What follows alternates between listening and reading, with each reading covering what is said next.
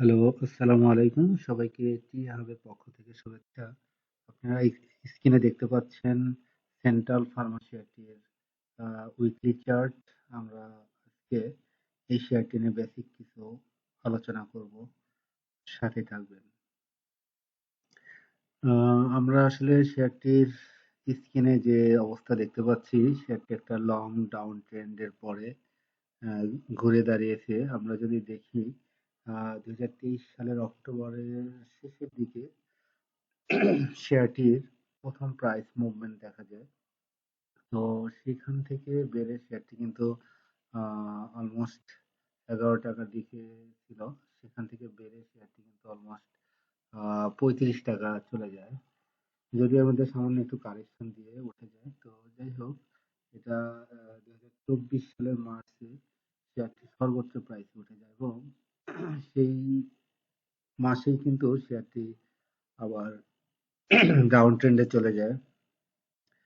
তো ডাউন ট্রেন্ডের পথে আসলে খুব বেশি তাকে সময় নেয়নি। খুব লং ডাউন ট্রেন্ড বলা যায়, যে 2024-এর মার্চ মাস থেকে অলমোস্ট 2024-এর ডিসেম্বর পর্যন্ত, অর্থাৎ 8-9 মাস কিন্তু পুরোপুরি ডাউন ট্রেন্ডে ছিল এবং শার্প ডাউন ট্রেন্ড আমরা দেখতে পাচ্ছি। 35 টাকা থেকে শেয়ার কিন্তু অলমোস্ট 8 টাকার দিকে চলে যায়।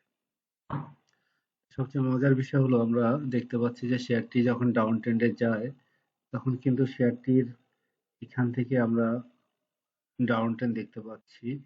যাই হোক, ডাউন ট্রেন্ডের পরে, লং ডাউন ট্রেন্ডের পরে শেয়ারটি কিন্তু লাস্ট 3 উইক আমরা দেখতে পাচ্ছি যে শেয়ারটি তার যে লং ডাউন ট্রেন্ডের যে চ্যানেল ছিল, সেই চ্যানেল থেকে কিন্তু বের হয়ে অলমোস্ট সে চ্যানেলের বাইরে চলে যায়। অর্থাৎ আমরা এইগুলোকে যদি ডাউন ট্রেন্ডের টাচ পয়েন্ট দেখি, তাহলে সে কিন্তু এখন ডাউন ট্রেন্ডের চ্যানেলের কিন্তু বাইরে অবস্থান করছে।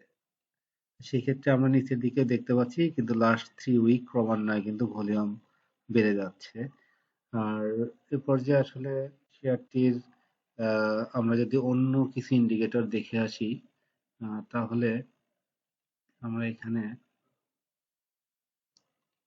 শেয়ারটির আমরা যদি উইকলি ম্যাকডি দেখি, তাহলে আমরা স্পষ্ট দেখতে পাচ্ছি যে ম্যাকডি কিন্তু লাস্ট 3 উইক আমরা জিরো লাইনের উপরে এবং গ্রিন ক্যান্ডেলে আমরা দেখতে পাচ্ছি।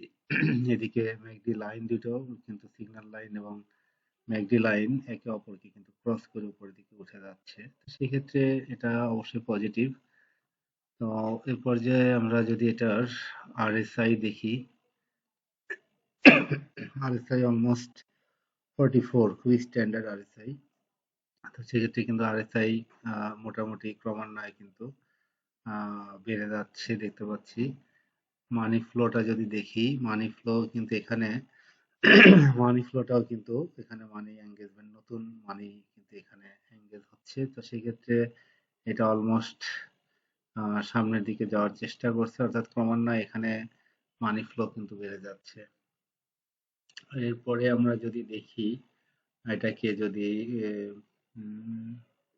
বলিঙ্গার ব্যান্ডের মধ্যে যদি আমরা দেখি, তাহলে বলিঙ্গার ব্যান্ডে শেয়ারটির কি অবস্থা দেখি।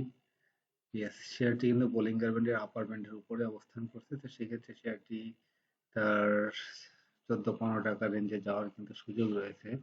তবে সেক্ষেত্রে তার এখানে 12 টাকার দিকে কিন্তু তার একটা রেসিস্টেন্স রয়েছে, সেটা ব্রেক করলে তখন শেয়ারটি কিন্তু 15 টাকা যেতে পারে।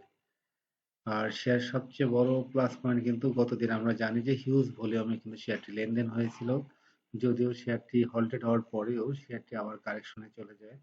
তো এটা কিছুটা হলেও নেগেটিভ, কারণ অনেক হাই ভলিউমে শেয়ার ডাউন ট্রেন্ড। তো সেই ক্ষেত্রে এটা নেগেটিভ। আশা করা যায় কাল যদি আবার ইউটার্ন নিয়ে ঘুরে দাঁড়াতে পারে, তাহলে সেটা অবশ্যই আবার পজিটিভ সিগন্যাল দিবে ইনশাল্লাহ। এরপরে আমরা যদি ইসিমোকুটা দেখি, আমরা যদি ইসিমোকু ক্লাউডটা দেখে আসি, সাপ্তাহিক চার্টে ইসিমোকু ক্লাউড কিন্তু ক্লাউডের অনেক নিচে অবস্থান করছে। সেটা হয়তো সামনের দিকে যেতে তাকে অনেক সময় নেবে, অর্থাৎ ক্লাউডের উপরে যেতে তাকে অনেক সময় নিতে হবে আর কি। আচ্ছা, এই পর্যায়ে উম, যদি আমরা এটাকে ডেইলি চার্টে দেখি, তাহলে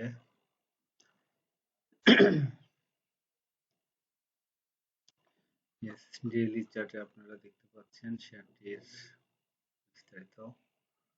আচ্ছা, শেয়ারটি আসলে এখানে যে গ্যাপ রয়েছে সেই গ্যাপটা আর বর্তমান যে প্রাইসে আছে শেয়ারটি আসলে তার একদম আমরা এদিকে যদি দেখতে পাই যে এখানে তার কিন্তু একটা রেসিস্ট্যান্ট জোন, এই জোনটা কাভার করে তাকে উঠতে গেলে অবশ্যই একটু ধাক্কা পেতে হবে যেটা গতদিন খেয়েছে। সেই ক্ষেত্রে শেয়ারটি কিন্তু অলমোস্ট এই গ্যাপটা যদি পূরণ করে তাহলে কিন্তু 13 টাকা আশেপাশে কিন্তু যেতে পারে শেয়ারটি। আপাতত এটুকুই।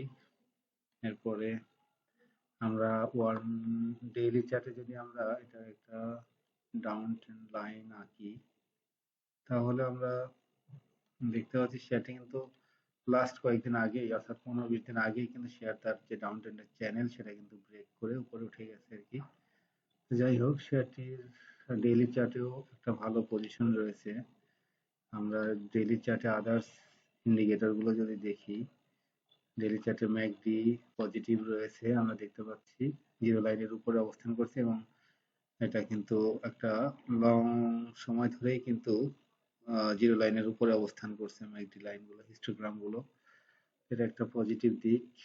আর ইয়েস, আমরা আরএসআই দেখি, আরএসআই অনুসারে কিন্তু শেয়ারটি রিস্কি জোনে রয়েছে, অর্থাৎ অলমোস্ট তার যে আরএসআই এর যে রেসিস্ট্যান্ট জোন সেটাকে টাচ করে গেছে, অর্থাৎ শেয়ারটি একটু কারেকশন ডেইলি চার্ট অনুসারে একটু কারেকশন দেওয়ার সম্ভাবনা রয়েছে।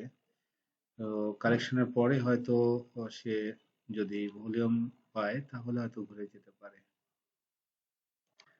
আচ্ছা, এরপরে আমরা অন্য মান্থলি চার্টটা একটু দেখে আসি, মান্থলি চার্টের অবস্থা। ইয়েস, মান্থলি চার্টের অবস্থা যদি দেখি,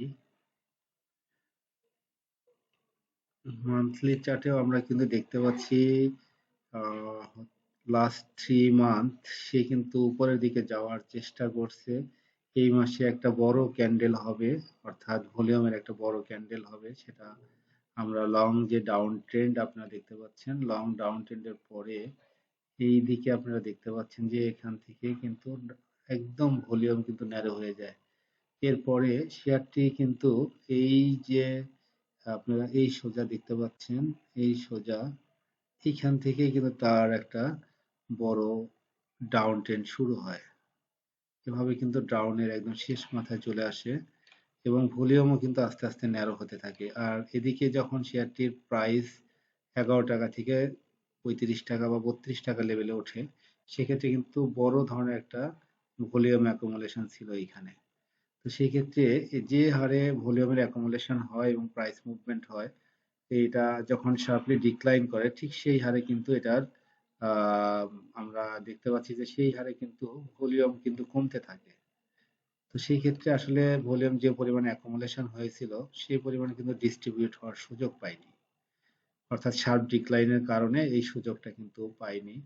তো সেই ক্ষেত্রে শেয়ার কিন্তু এখন অনেকটাই এই লেভেলের ড্রাই পজিশনে ছিল, এখান থেকে শেয়ার আবার যেহেতু মুভমেন্ট শুরু করেছে তো সেই ক্ষেত্রে শেয়ারটির প্রাইস মুভমেন্ট করার কিন্তু সুযোগ রয়েছে, অর্থাৎ সামনের দিকে যাওয়ার কিন্তু সুযোগ রয়েছে শেয়ারটি। তো যাই হোক, আহ, এই শেয়ারটি আমার কাছে মনে হচ্ছে যে যদিও ফান্ডামেন্টালি শেয়ারটি খুবই উইক পজিশনে রয়েছে, সেক্ষেত্রে শেয়ারটি আসলে বর্তমান সিচুয়েশন অনুযায়ী যেহেতু বেশিরভাগ জেড ক্যাটাগরি শেয়ারগুলোই মুভমেন্টে রয়েছে, সেই ইস্যুতে আসলে যেহেতু ভলিউম অনেক বেশি হচ্ছে সেক্ষেত্রে শেয়ারটি বাড়ার একটা চান্স রয়েছে। যদি এই লেভেলটা ক্রস করে উপরে যেতে পারে তাহলে শেয়ারটি ভালো করার হয়তো চান্স আছে আর কি। তো যাই হোক, সবাই ভালো থাকবেন আর জেনেও বুঝে বিনিয়োগ করবেন, ইনশাল্লাহ সবার বিনিয়োগ যেন সুরক্ষিত থাকে সেই প্রত্যাশায় আছি। সবাই ভালো থাকবেন এবং সবার জন্য শুভকামনা থাকলো। ধন্যবাদ।